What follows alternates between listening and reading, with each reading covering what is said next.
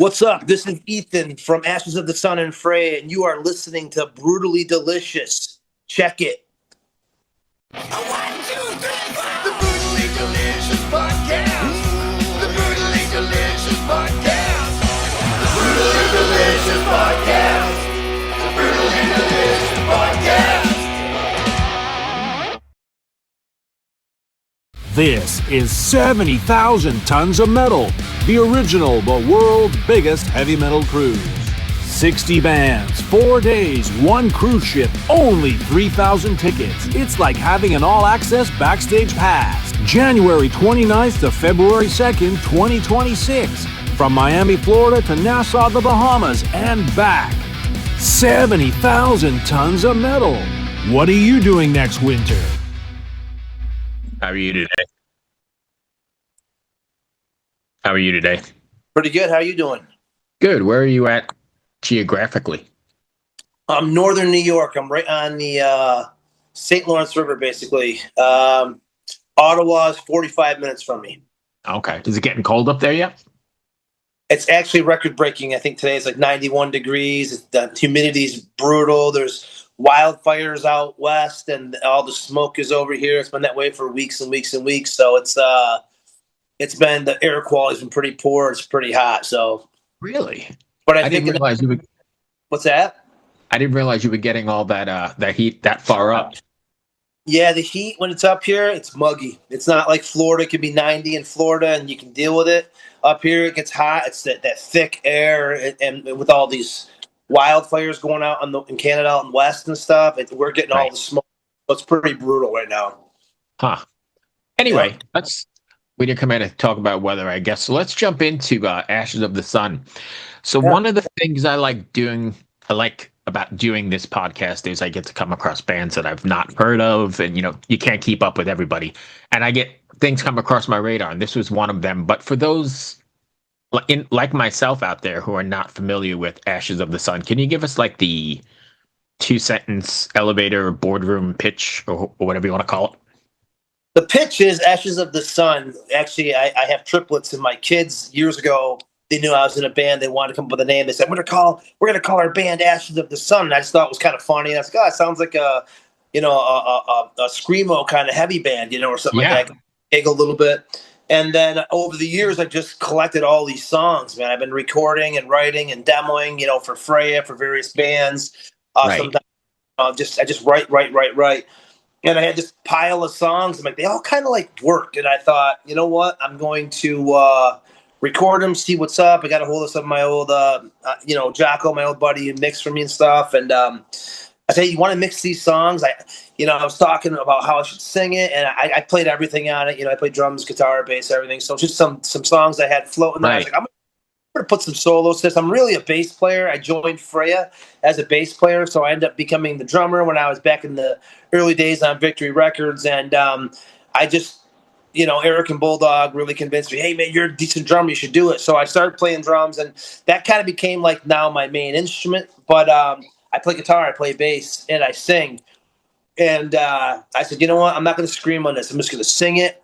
I don't care if my friends make fun of me, my metal friends, and say, what are you doing, dude? I'm like, you know what, dude? I listen to all kinds of music, Don't tell me you don't like some of those 80s metal bands and rock bands. So I said, fuck it. I'm just going to record it.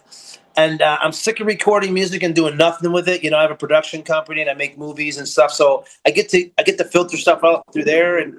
But I just didn't want to sit on it. It was like an album. I didn't want to sit on it. And I said, I'm going to throw that on it. I thought it was cool. It's rock. It's pretty straight to the point. It's got my influences from the 80s and stuff and 90s. And I just said, I'm just not going to sit on another bit of recordings. Any musician, if you're a musician, you know what I'm talking about. How many things have you recorded and written and just done nothing with it? Man, I really want to start a band for that someday. Right. And so this is that project of, I don't want to call them B-sides, but they're all the songs that I thought were cool. I thought they had a place someplace in rock and in metal. And I don't really fully know where that place is necessarily. But some people love it, and the diehard metal fans, we'll see, But I know it has a place, so I wanted to release it. And I threw it out into the cosmos, and we'll see what happens. You know what I mean? I do. When you're writing, then, because you're writing for different bands, do you sit down and specifically say, I'm going to write for Ashes of the Sun or Freya, or do you just write and then go, hey, this is more of an Ashes kind of. Well, I think I tend to write a certain way. I always start, one of my friends likes to say half baked, like I'll write a riff. I always go basic. I go like a verse, chorus, intro, kind of type of thing. And I grew up in the '90s, so there's a lot of grunge. I love bands like Soundgarden stuff. I love Alice in Chains, and those are they're commercialized, so it's a little easier to follow. And I don't like to write that way. And I was in a really progressive band that was called High Powered Mutant. We demoed, but we never really did stuff. And it was super progressive. I used to sing and play with my band, and I couldn't sing and I couldn't sing and play at the same time. And so it was so intense to play, and I've always done progressive. I play like primacy funk bass and stuff, and I was in a funk metal band, and so I really wanted to I try to get into each. I kind of always start with the same bass, and then I kind of build off of that. Usually, I bring it to the table, and someone says, "Oh man, I love that chorus. Oh, I love that verse," and I'll say, "Oh man, I got this song I wrote. It sounds like." Or oh wow, kind of sounds like this. Oh, it kind of sounds like Metallica. Sometimes it sounds like the band I'm working with. So then when I have the other heads in there, we kind of throw it into the pot, and I'm used to just chopping everything to bits, and then I wrote that chorus, bro. So right. It's kind of like it's kind of always up for grabs. You know what I mean? But I write so much stuff. I mean, I get in these kicks. Like right now, I'm on a '70s metal kick. I've been listening for about 2 weeks before Ozzy passed. I was listening to everything '70s. Right now, I'm on a rainbow kick. I'm listening to Dio singing Rainbow. I'm just loving Dio screaming, right. and I'm loving it. I found this band called Freedom Hawk. I can't remember where they're out of. I think Virginia maybe. And they're a newer band, but they kind of sound like Black Sabbath or Ozzy at times, and I just get in these kicks. So then I'll write a whole bunch of songs like that, And then for a while, I was into like doom metal. I'm actually playing drums for a doom band called Void Emperor right now. We're playing with Crowbar this week coming up. I'm going to see Crowbar tomorrow. Oh, where are you at? Richmond, Virginia. Okay, yeah, they're playing. So I Hate God in Crowbar. We're playing with them in Syracuse. I'm playing with them in Syracuse. We're main support for that show, and then, but they had this show coming up and said, "Hey, can you play it?" I'm like, "Yeah, for sure." So I did. I'm doing that. I'm kind of really into it, and I think we're kind of gelling, and I think I might do a little more with them. So I mean, I don't know where my path's going to bring me. You know what I mean? I've been in a surf band, so I do everything. Just love to play. I'm just kind of. I've always been a for hire guy. Like I've had guys call me last minute say, "Oh shit, can you play this? We're going to Europe and do this." And sometimes I turn it down, sometimes I say yes, but I'm like kind of a fill-in guy. So that's cool though, because I think obviously those are needed. And, I've heard in the past that you've got Demmel that's doing that now, right? Phil Demmel is pretty much the hired guy all over the place in the the metal world as well. I mean, he's with Slayer and Machine Head and Violence. Yeah. And they have those drummers that just float and all this. I kind of do everything. I play guitar, drums, bass, whatever you need. Realistically, I'd probably shine the most as bass player because I could play pretty much anything. But I've kind of leaned into the hardcore, old thrash metal on drums. I can do a lot of that stuff. That's job security in the shitty business, right? If you're in metal and you're in a metal band, I don't care where you are, unless you're on top of the heap or really close to the top, you're just fighting your way through it. Mm-hmm.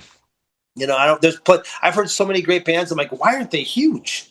And I'm just like, there's so many out there now, and I'm glad everybody has a voice and they can speak it. But it's tough. But I met a lot of great people. A lot of those people at those levels, man, they get it. Oh yeah, awesome. And we're doing it for the love. You know what I mean? Like we're doing it because it's too difficult to try and stay above the noise, right? Because there's so much of it. Yeah. It's I own a tattoo shop, and I sit here and I just listen. I'll put on Apple Music, and I'll just listen to metal, current metal, prog metal. And I just listen to it. I'll get on a kick for like a week or two. That's how I discovered Baroness years ago. I remember I heard Baroness. Oh, these guys are fantastic. And then I got into Gojira, and I was in a band called The Last Season. I think the drummer released one of our albums, and we were playing with Mastodon. We played with Mastodon at the Lost Horizon, like 500 capacity club back in the day. We were playing with Kill Switch. We were playing right before that wave, right before that aspect where everybody broke. We were in a band we were doing this proggy kind of metal. We broke up through a lot of reasons. And then I ended up joining Freya, and then Freya, they were on Victory, so I joined Freya and did all that stuff. So I kind of changed my style from this proggy metal, like kind of cookie rock to like kind of straight hardcore rock, And then we went hardcore. We still got that metal edge. So and then I was originally bass, and then I started playing drums. So yeah, it's just kind of like you kind of make friends in the biz, and you kind of like say, hey, you need someone. Yeah, I'll come in, man. If you guys rock, let's do this. And I enjoy that. I have a few people I'm in touch with, so it's cool. Perfect. So what's the plan with Ashes of the Sun then? Do you have EPs in the works, singles in the works, that sort of thing? Well, we did. So originally I was just going to drop the album. Didn't really know what I was going to do. And then I hired the PR Asher from Asher Media, and I was like talking to drop a couple singles, So I was like, all right. So I dropped a couple singles before coming up to it, and I'm like, I don't really know. I did a quick kind of test group, about 60 people. Said, hey, what are your favorite songs? And I think a lot of those guys were just into rock. So I dropped those, and I dropped the album, and I have a production company. I just did it all independently. I usually kind of would look for a label maybe or something, but I figured, you know what, man, these songs, I don't know what to expect. So I just dropped them. But I'm always writing, and I have a couple songs I showed to some people, and I'm like, what do you think of this? And it sounds like Ashes of the Sun to me. Things I wouldn't use for Freya, things I won't use for this band Void Emperor. And I have so many irons in the fire right now that I'm just kind of collecting these up. I'm probably going to start dropping singles. Kind of funny thing, I wrote a Christmas song. It's a surf song for a surf band I was in. I'm probably going to drop that this winter for Christmas, just as I probably won't attach my name to it necessarily, but just get it out there because it's cool. Can you still hear me? Yeah. Okay. I look like it wasn't working. No. And let me close this. And I wrote a new song for Ashes of the Sun that I'm probably going to use, but now that I'm kind of getting a feel for where it's at and what people are liking, and I've had people who are praising it, people say, no, it's not a metal album. So it's a hard rock album. So I'm gonna get into that. But I am recording an album with my old band the last season, and I think we're gonna be getting all the old guys back together. I don't know if you're familiar with Syracuse music, but Danny Johnson sang for that band. He was in God Below back in the day. He was in Blood Runs Black, and he started the last season. The last season was a band that was kind of made up of, for Danny, of after they replaced him, and then they started a band called Brand New Sin. They did okay for a little bit and stuff, right. And so I was part of that originally, and then, like I said, I'm doing an album with those guys. I think all these old songs are really cool. We used to play with. We went on tour with like Candiria, Burnt by the Sun back in the day. We did all that type of stuff, and then so Ashes of the Sun. I got some buddies that that I've been talking to. I'm not going to mention any names yet, but people that are some other bands that seem interested in doing this with me, and I'm going to see what's up. I got some connections in the Northeast to where I might do a couple shows, play the field, see how it goes. I didn't really know. I didn't have a lot of expectations. I kind of said, I'm sick of music. I'm going to drop it. See, that's really where it's at. I just want to see what happens. And I keep getting people to ask me. And I'm like, shit, I guess I thought about playing shows, but I didn't really get that far into it because I'm just so good projects. You know what I mean? And the music business is so different when even back when you were with Victory, right? Because there were real physical releases and all that kind of stuff. And yeah, when we were very different to play that game. Yeah, back when I first joined Freya was like 2004. I joined right after Last Light Drains came out, and that was a pretty big push. I think that album sold like over 500,000 copies, and I mean that was a pretty big deal. I don't know about now. I don't even know what sales are now, but I kind of came into it at a really cool point. Victory was banging then. We were in direct contact. When I joined Freya, it was Carl from Earth Crisis, Eric and Bulldog from Earth Crisis, and Dennis from Earth Crisis played drums. I came in on bass, and I was like, I'm playing with Earth Crisis. It's pretty cool. I mean, that was 20 years ago. Those guys are my friends, and Carl's one of my friends, and Eric is one of my best friends. I talk to those guys like every day. But it was a really cool time. We had the album drop, and you could go and you could look at a magazine, look at Revolve, you see a big full page ad and stuff. We were on all these awesome bands. So it was really, really cool, you know. And then Victory kind of dissolved. They sold it, whatever happened, and I had left Freya. And I kind of did some other things and stuff. And then when I came back, you know, Freya had released a few other albums and stuff, and some of the guys that me and Carl had brought on to go to Europe with us and stuff. And so they kind of kept going. You know, obviously Earth Crisis came back, and but it was a different game. So I came back in. Like, you know, back in 2017, and the whole industry kind of had changed. Like, I was used to getting a label. I was used to all this like stuff. You know, MTV was an option. We had songs on Road Rules and Room Raiders, and I think we had a song on Shameless. Freya did not too long ago, last season, and that's all cool shit, you know. But it's different now. It's like I'm trying to navigate those waters. I'm turning into an old man who's learning his way in this current, you know, social kind of push business. Short attention span, social media. Everybody's got the attention span of gnats, right? Like 30 seconds or some bullshit. I can't talk to somebody without them looking. Like, we're having a conversation right now, and I keep looking at you and stuff, and I'm sitting there thinking, okay, we're talking, but people just don't do it anymore. I do tattoos, so I kind of force them into a conversation, so they're stuck there. I spend an hour or two tattooing them, and they're stuck with whatever's coming out. You know what I mean? And but aside from that, man, I'm out in the bounce. I'm saying, hey, how's it going? Blah, blah. They look away, and I'm like, okay, done. I'm not talking about this shit anymore. Like, you know, it's so you tend to, you know, songs I think probably are gonna get shorter if they're not already, and I think that you know, everything, videos, all that shit, you know, content you post, it's got to be 30 seconds. Yeah. I know, but I think it compromises the art at some point, right? Because if whatever you're writing demands a 10-minute epic, you know, like we've grown up with, there's a lot of songs that are 8 to 10 minutes that are epics. Yeah. You couldn't make those 30 seconds or 1 minute and I think you compromise a lot. The band I'm jamming with. So Freya, you know, when we started writing the last Freya album, Carl was like, you know, let's keep them short and sweet. So we kind of really just went, you know, 1-2, you know, punch combos. You know what I mean? That's it. We just kind of like boom, boom, boom, like a hook, and make some changes in there. And we, you know, I cut so much out of some of my riffs for that stuff because I was just like, oh, this change, that change, this change. And we're like, no, we need to shorten it. And so when I did the Ashes of the Sun, I was going to put all these things in it that I would normally do. But I was like, you know what, man? I don't think people – I think that album is meant more for like those guys that are 50 that grew up in the grunge and thrash metal that like don't want to think too hard. You know, if you're a musician playing, you're probably gonna say, "Oh, it's pretty straightforward." I'm like, that's how I wrote it that way on purpose. I wrote it because I thought, you know, I love a lot of grunge, I love a lot of metal, and I tried to keep it simple and to the point. Even though some of the songs are a little bit longer, it still has that idea where you pop it on, man. Like at my tattoo shop, people love it, you know, and it's just it's a great filler. It's music is like one way or the other, right? It's like so complicated, so long, and like what the hell's going on? Or it's just short and sweet. You know what I mean? And I tried to kind of fall into that. Like I want to go for an old school rock album. You listen to a Guns N' Roses song, if you like those guys, and it's just rock. It just goes to the point. This is like a heavy time. Yeah, just go.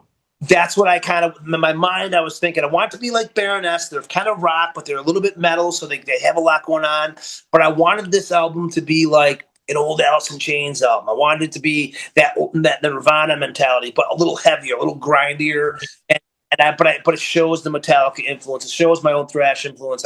It's really just like this project that I dig, and I hope I think that the right, you know, it'll find its crowd eventually, you know. And I tried to keep it